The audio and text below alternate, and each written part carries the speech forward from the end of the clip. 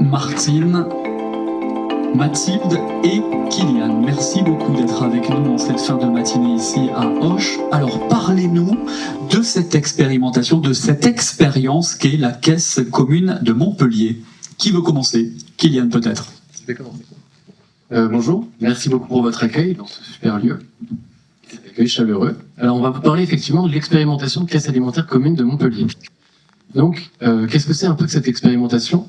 C'est issu d'un collectif, d'abord, le collectif Territoire à Vivre Montpellier, qui s'est lui-même formé dans le cadre du plan de relance. Vous savez, vous avez entendu parler de ce projet Territoire à Vivre, je pense.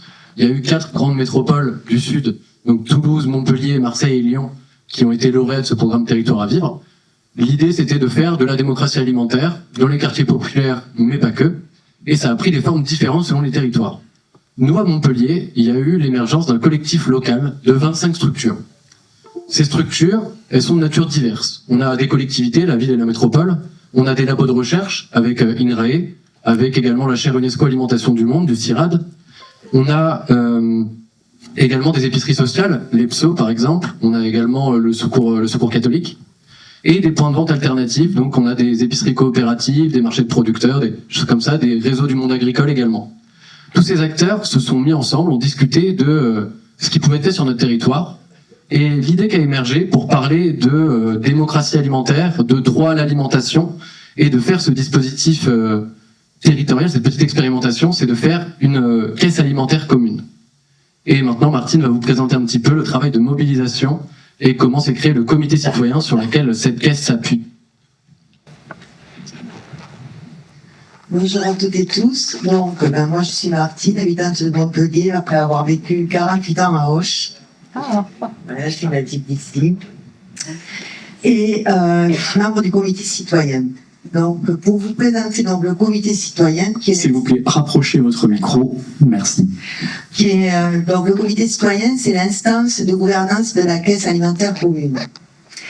Mais en fait, c'est l'histoire de 47 personnes qui ne se seraient peut-être jamais rencontrées ou jamais parlé, habitant à Montpellier, la métropole, et qui se sont mobilisées grâce à des événements merveilleusement bien organisés par le comité local de Territoire à Vivre. Donc ça a été des balades alimentaires, des pique-niques dans différents parcs de la ville, projection de films, des ateliers cuisine, ça sur la période de février 2022 à septembre.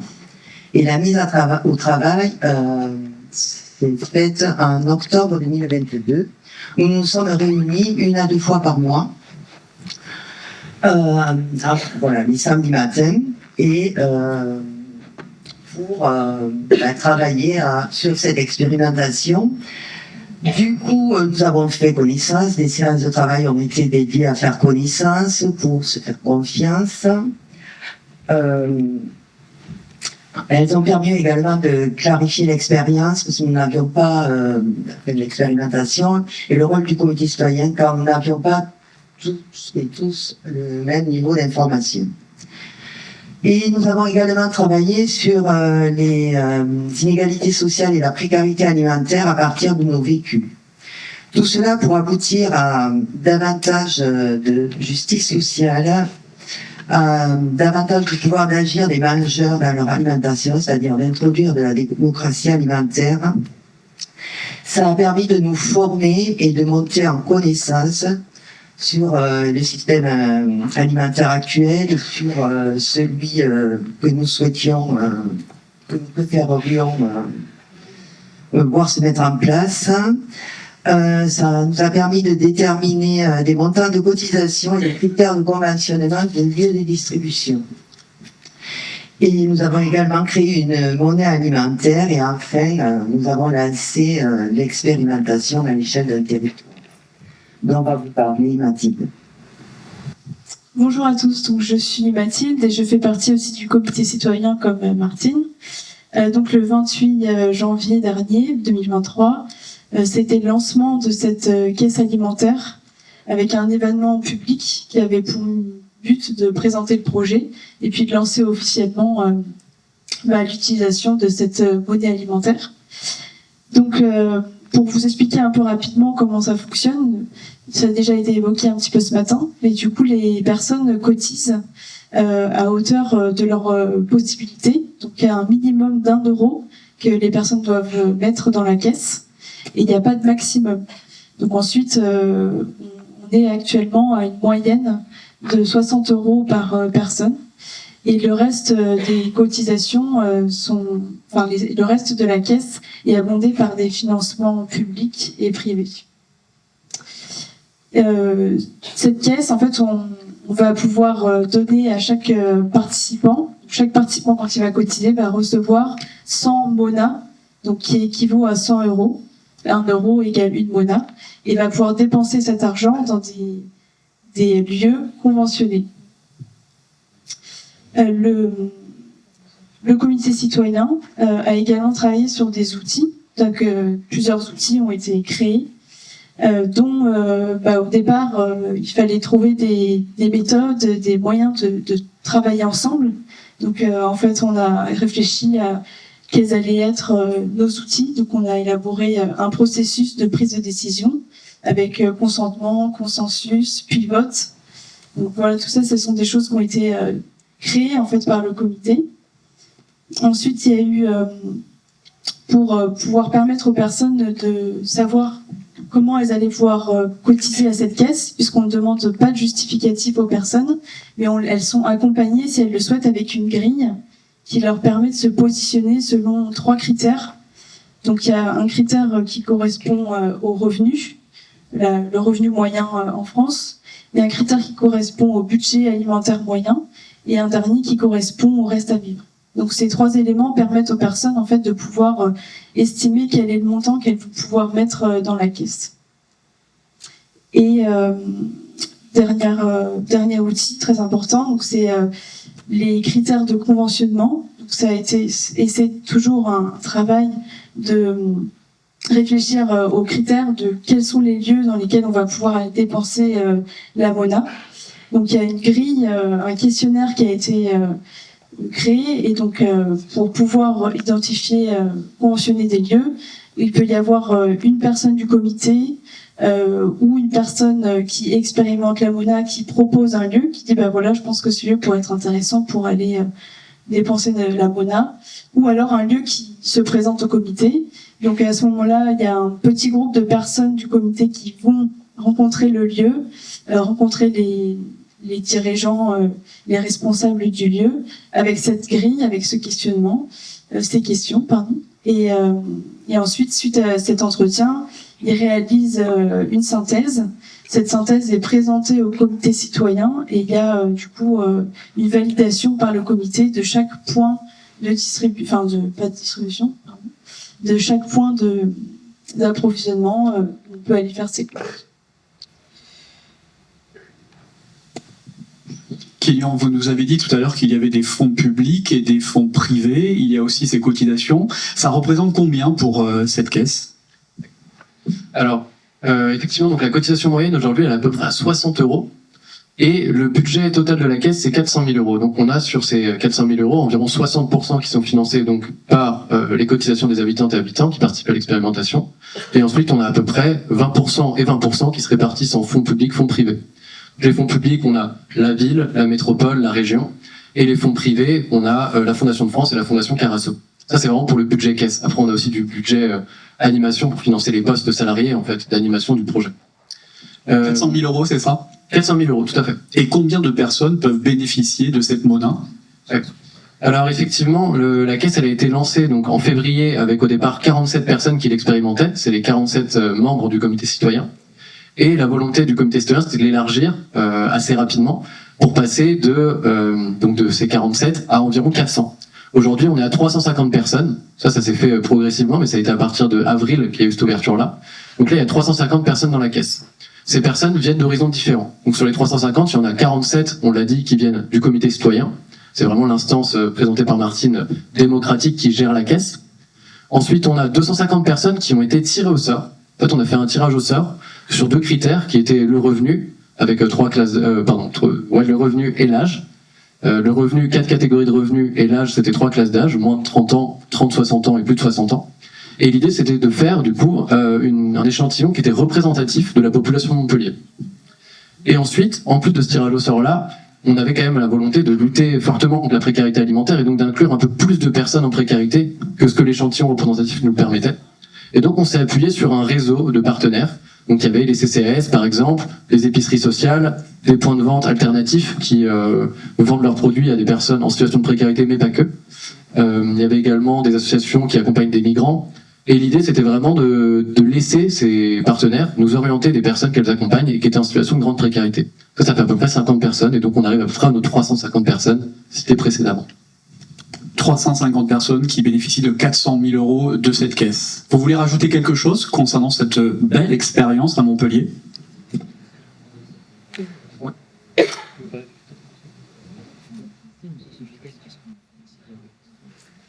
Alors, peut-être que tout à l'heure, ça a été souligné, le vocabulaire, c'était souligné par François. Nous, on parle pas de bénéficiaires, on parle de participantes et participants, parce que justement, on défend un droit à l'alimentation et surtout le concept de démocratie alimentaire, et on est pour la participation de toutes et tous. Donc, c'est-à-dire que c'est pas pour rien que la cotisation minimum, elle est à 1 euro et pas à 0. En fait, chaque personne participe en fonction de ses moyens. Comme ça a été dit par Mathilde, la cotisation la plus faible, elle est à 1 euro. Aujourd'hui, la plus élevée à 250. Bon, elle est unique. Il y en a plutôt autour de 150, 140, 170. Et il y en a plus. Voilà, donc on parle plutôt de participants. Et effectivement, c'est vrai que ce vocabulaire, nous, il nous est aussi important. Et je pense que donc la caisse, c'est l'objet principal, bien sûr. Elle s'appuie sur 3 outils qui ont été présentés brièvement. Le comité citoyen, qui est vraiment l'organe décisionnel, mais aussi un organe d'éducation populaire. Parce que l'idée, ça a été de se former, de monter en compétences, de développer le pouvoir d'agir. Là, on est là devant vous à présenter le comité citoyen. C'est des choses qu'on n'aurait peut-être pas fait il y a 6 mois, c'est des choses qu'on a appris à faire, à parler en public.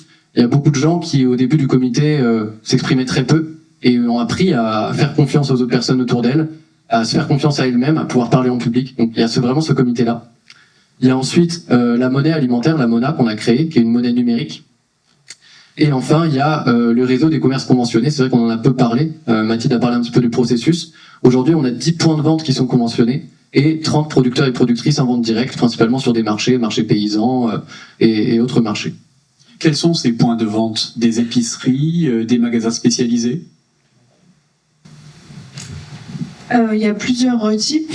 Après, dans les critères, du coup, justement, les questionnaires vont être axés sur la qualité, un peu sur tous les points de la qualité, la gouvernance de la structure et l'accessibilité. Où est-ce que le point d'accès à cette alimentation, il est dans la ville? Est-ce qu'il faut qu'on axe plus de trouver des endroits, c'est peut-être dans cet espace-là ou pas, parce que là, il y a déjà beaucoup de lieux. Et pour en citer quelques-uns, donc Kylian l'a dit, il y a des producteurs dans les marchés, il y a un supermarché coopératif, il y a des magasins bio. Voilà. Merci pour cette expérience. Maintenant, peut-être quelques questions avant de passer au déjeuner. Est-ce qu'il y a des questions? Oui, il y en a. Allez, on va intervenir avec monsieur des Restos du Cœur, très actif, et on vous remercie d'ailleurs. Ce sera la première question. Merci. Je trouve ça très intéressant. Moi, je crois au modèle de la sécurité sociale, évidemment. Donc là, on voit qu'on n'y est pas tout à fait, voilà, évidemment. Donc, c'est la question, est-ce qu'il y a un objectif d'y arriver, c'est-à-dire un peu une autosuffisance de la caisse, je dirais, par la contribution. Deuxième question, j'ai cru comprendre, en fait, vous n'avez pas posé de critères sur la contribution, justement, ce qui n'est pas le cas de la Sécu, pour le coup. Donc là, on est sur une contribution libre, c'est ça. Et troisième question, est-ce qu'avec les producteurs, du coup, vous êtes sur un modèle plus AMAP, c'est-à-dire avec quasiment un marché closé, en fait, où le producteur ne fournit que à la caisse alimentaire, ou est-ce qu'effectivement, il y a une ouverture? Voilà. Merci beaucoup. Qui répond? Martine, peut-être. Alors, pour les producteurs, on n'est pas sur les marchés closés. Il y en a tout le monde sur le marché. On aimerait tendre vers la sécurité sociale de l'alimentation et pourquoi pas un jour payer avec une carte vitale de l'alimentation, évidemment. Effectivement, on n'en est pas là, mais il y a quand même des perspectives d'étendue de cette expérimentation. Donc je vais laisser Kylian parler parce qu'il est plus expert que moi. C'est le sujet. Effectivement, la caisse, elle n'est pas autosuffisante aujourd'hui, et c'est pas nécessairement une volonté. Déjà, il faut savoir que c'est pas une personne unique qui prend ces décisions-là, hein, c'est des décisions du comité citoyen. Et le comité citoyen va beaucoup parler justement, est-ce qu'on doit être autosuffisant, est-ce qu'on ne doit pas l'être.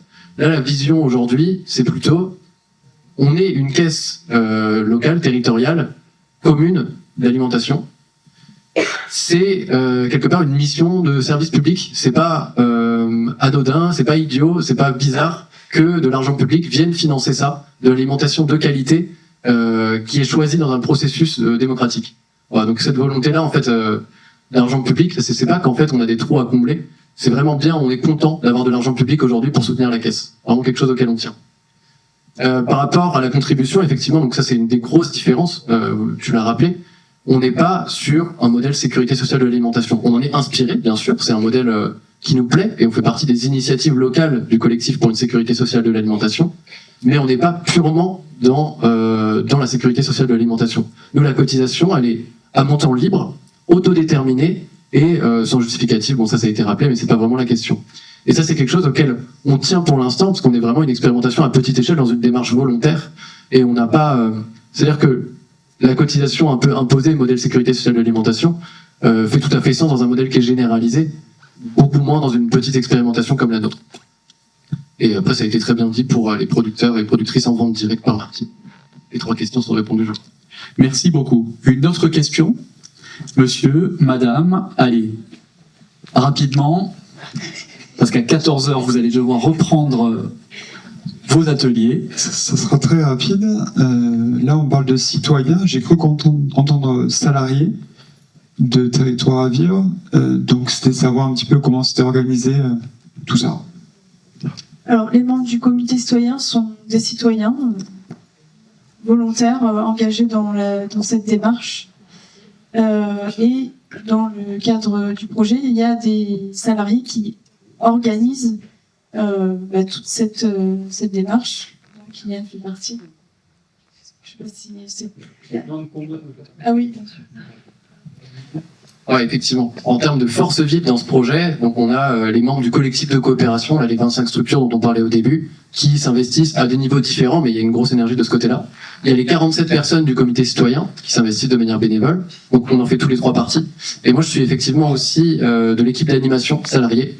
Et là, on est 7. Alors pas 7 à temps plein, ça représente plutôt un peu moins de 5 ETP, je crois que c'est 4,6. Mais voilà, donc on est 7 personnes dans l'équipe d'animation. À des rôles différents. On a une collègue qui s'occupe plutôt du conventionnement, d'autres plutôt de l'animation du comité citoyen, même si on y participe tous, d'autres plutôt du lien avec les expérimentateurs et expérimentatrices, d'autres plutôt sur la partie scientifique, puisqu'on a un dispositif de recherche-action, donc il y a toute une partie recherche-évaluation. Moi, normalement, il y a 50% de mon poste qui est là-dessus, donc c'est des questions qui m'intéressent aussi. Merci Kylian. Dernière question, peut-être avant-dernière, allez-y madame. Encore moi. Je voulais...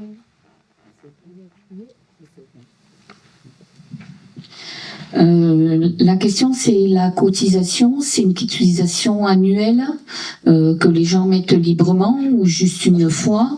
Et ensuite, au niveau des magasins, des endroits de distribution, est-ce qu'il y a aussi des épiceries sociales où vous êtes que sur du bio, de la production locale, choses comme ça? Et est-ce que ça s'adresse que aux Montpelliérains? Et j'en avais beaucoup de choses viennent à l'esprit quand on vous entend parler. Et est-ce que pousser les gens des gens en précarité ou grande précarité sur du bio, s'ils ont par exemple sur la carte un budget de 100 €, ils peuvent moins dépenser vu le prix du bio, du local et tout ça que s'ils vont dans des épiceries sociales où les participations aux frais sont beaucoup plus minimes et on peut les aider plus dans la masse. Et c'est pas forcément mal manger que d'être sur des épiceries sociales par les ramasses ou les pertes, comme disait monsieur, qui sont aussi les invendus. Merci. Alors, y a-t-il des épiceries sociales? Oui, il y a des épiceries sociales et des groupements d'achat. Il y a le groupement d'achat VRAC, Raquel sur Montpellier, auquel les personnes ont accès puisque c'est un groupement qui est conventionné. Il y a également l'épicerie sociale l'Esperluette. Voilà. Ensuite, pour la cotisation. Oui, est-ce qu'elle est unique ou est-ce qu'elle est annuelle? Elle est mensuelle. Hein. C'est une cotisation mensuelle chaque mois. Nous cotisons, donc il y a un guichet pour les personnes qui ne sont pas à l'aise avec le numérique. Il y a un guichet physique. Hein. Sinon, on fait ça sur un site ou avec notre téléphone. Voilà. Et en échange de notre cotisation, ce compte-là est approvisionné de samolins que nous payons dans le circuit des conventionnés avec cette monnaie. Et ça me fait penser à ce que vous disiez tout à l'heure. En fait, c'est comme quand on paye à un chèque restaurant. On dit on paye par Mona, il n'y a pas, je sais pas si on est pauvre, si on est riche, quoi que ce soit. Donc les gens dont vous parliez, les personnes qui sont en situation de grande précarité, voire de pauvreté, réclament également. Hein, moi, je travaille sur le quartier de la Mousson. Je suis travailleur social et donc je travaille auprès de groupes de femmes dans ce quartier, donc en situation de pauvreté. Hein, il y a un taux de 62% de pauvreté sur ce quartier. Ces personnes réclament un accès quand même à du bio, à du bien manger. On a fait tout un travail avec ces habitants-là. Et du coup, les expérimentatrices et expérimentateurs de la caisse adhèrent au groupement d'achat et à l'épicerie sociale. Voilà. Où il y a un groupement d'achat au sein de l'épicerie sociale. On bénéficie également d'un groupement d'achat de produits frais. Merci Martine pour ces réponses. Madame Bérénice Danden du Mouvement pour l'économie solidaire Occitanie. Au travers de votre expérience, le sentiment que ça me donne, c'est que vous avez une approche collective, presque communautaire, au sens du travail social communautaire, hein, qu'on connaît quand même bien et qu'on retrouve, je trouve, dans votre expérience. C'est-à-dire qu'il ne s'agit pas seulement de répondre individuellement à la problématique de la personne, il s'agit aussi collectivement, avec les personnes, de trouver des solutions. Donc vraiment dans un cas d'un travail communautaire. De ce fait, ce qui m'intéresse de savoir, c'est vos partenaires ou vous-même, qu'est-ce que ça change, cette expérimentation, dans la manière de percevoir ce que vous ne nommez pas les personnes précaires, mais les participants, mais qu'est-ce que ça change chez les autres partenaires qui ont des habitudes peut-être d'accompagnement et d'accompagnement de travail social un peu différents. C'est ça qui m'intéresse. Et j'en profite aussi pour dire que avec Territoire à vivre, Toulouse, on a une journée le 20 novembre à Ramonville, une journée régionale sur justement la question de la participation des personnes précarisées. Nous, c'est comme ça qu'on a posé le vocable. Le 20 novembre, donc c'est noté. Merci beaucoup Madame. Votre réponse peut-être avec Kylian. Merci beaucoup. Déjà sur le vocabulaire, on n'a pas de souci à dire personnes précaires en fait. On n'utilise pas le terme bénéficiaire, mais dans les participantes et les participants, bien sûr qu'il y a des personnes précaires, et on est très content. Il faut qu'il y en ait, bien évidemment, parce que c'est quand même beaucoup pour ces personnes qui ont fait ça.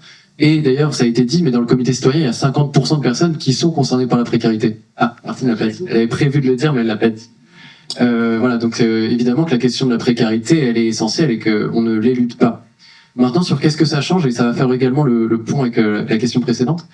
Effectivement, donc on a des acteurs plus des banques alimentaires, pas des banques alimentaires, des épiceries sociales. Donc par exemple, on a l'EPSO, le Secours catholique, qui sont membres du collectif Territoire à vivre Montpellier, qui sont dans ce processus de concertation, qui ont orienté des personnes vers la caisse, des personnes participantes, mais qui ne sont pas des points de vente, simplement parce que ces épiceries ne sont pas ouvertes à tout le monde. Donc il y a effectivement l'Esperluette qui est une exception qu'a présentée Martine. L'Esperluette est ouverte à tout le monde. Donc là, effectivement, on peut en faire un point de vente conventionné. On peut pas le faire pour l'EPSO ou pour le Secours catholique, qui a des critères d'accès, en fait. Ça peut pas être des points de vente conventionnés pour cette raison-là. Maintenant, qu'est-ce que ça change pour elles? Eh bien, on se réunit, il y a une instance qu'on appelle le comité local, qui se réunit assez régulièrement, c'est tous les 3 mois à peu près, pour discuter justement de ce que ça change. Donc on leur présente les avancées et on voit est-ce que notre existence, notre fonctionnement à nous, vient un petit peu choquer leur mode de faire. Donc ça joue au niveau de la ville et de la métropole, ça peut inspirer de nouvelles politiques publiques notamment. Ça peut également, il y a des réflexions à Montpellier autour d'une maison solidaire de l'alimentation, comme il peut y avoir à Lyon aussi. Donc je pense que ce qu'on fait dans Territoire à Vivre, ça influence là-dessus. Sur les activités du coup du Secours catholique par exemple, il y a eu l'orientation de personnes du Secours catholique vers nous. Il y a également le Secours catholique en fait est associé avec des producteurs et productrices de la métropole de Montpellier. Ah oui, il y a cette question aussi de la territorialisation. On est sur la métropole de Montpellier. Voilà. Donc on peut pas, c'est un peu le seul critère géographique, il n'y a pas de critère de nationalité, mais par contre effectivement il faut venir de la métropole de Montpellier. Et donc il y a des producteurs et productrices donc de domaine Cocagne à Mirabeau qui viennent vendre au Secours catholique. Avant, ça s'adressait majoritairement aux personnes qui étaient pour le coup bénéficiaires du Secours catholique. Aujourd'hui, toutes les personnes qui utilisent la Mona peuvent venir acheter leur panier, donc il y a des croisements de public, il y a des interactions qui se mettent en place. On propose également des ateliers cuisine qui se passent dans les locaux du Secours catholique. Donc on essaye vraiment qu'il y ait le plus d'échanges entre des mondes qui à la base se connaissent pas. Et ça rentre aussi dans notre vision de l'alimentation durable, du droit à l'alimentation et de la démocratie alimentaire. Je ne sais pas si ça répond à votre question. Merci beaucoup. Oui, en effet, d'après madame, vous avez répondu à sa question. Y a-t-il une toute dernière question? Monsieur.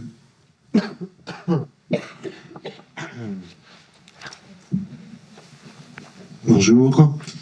Vous avez parlé donc de monnaie locale.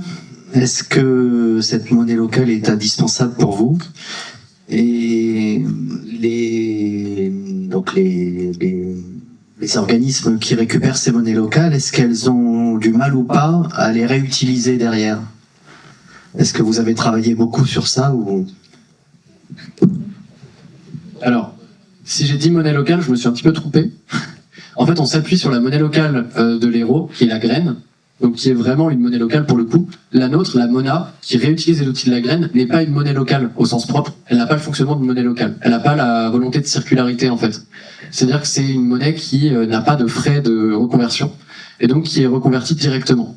Les producteurs et productrices ou les points de vente encaissent la Mona et directement, enfin pas forcément directement, mais quand c'est le moment pour elles, demandent un virement et donc on leur convertit leur Mona en euros directement, sans frais. Voilà. On s'est appuyé par contre sur la graine et ça c'était hyper important parce que la graine, donc, qui est une monnaie locale circulaire et complémentaire, a cette expertise de créer une monnaie, de la faire circuler, des outils déjà en place et donc est pleinement membre du collectif de coopération. C'était quelque chose d'important pour nous. Par contre en termes de fonctionnement circulaire, c'est vrai que nous on l'a pas aujourd'hui.